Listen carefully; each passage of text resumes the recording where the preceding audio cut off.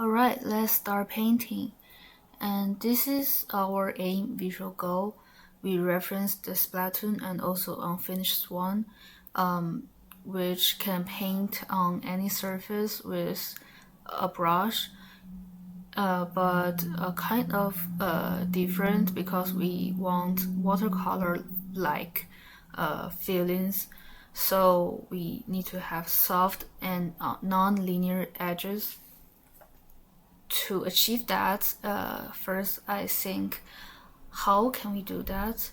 And I drew some ideas from my experience of 3D production, where we paint on the model with UVs. So you're actually painting on the UVs instead of the real model, and you need a base color, which you can see the black color here, and add a mask.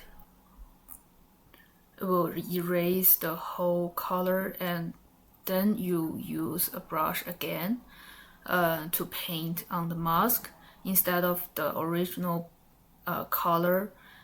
So I'm thinking, what if we do the same thing in Unity? First we need a brush, and which is a brush shader. It will contain the softness, the shape, and it can spread from the middle, so it will have a soft edges here.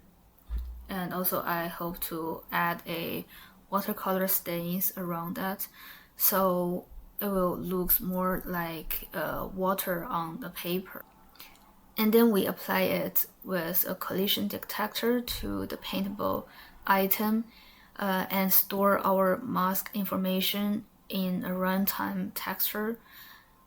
And finally, we apply it to Tian's shaders. And this is how the paintbrush work. In my imagination, I thought store the texture information will be one of our biggest challenges in doing that, but actually Unity gave its own solution, which is real-time texture map. It will combine the original color and mask together, just like what we did here, and it will then dynamically store a information on alpha mask, and we can reflect it to the real world. And to achieve that, we need a very short raycast ray here. It will oppositely shoot from the outside of this brush to the brush itself, and that's how we can get the UV coordinate point on the target object instead of the brush itself. And after we get this coordinates, we will paint it and store it in our texture map, and we adjust the brush size to the world space size, and that's how we have this.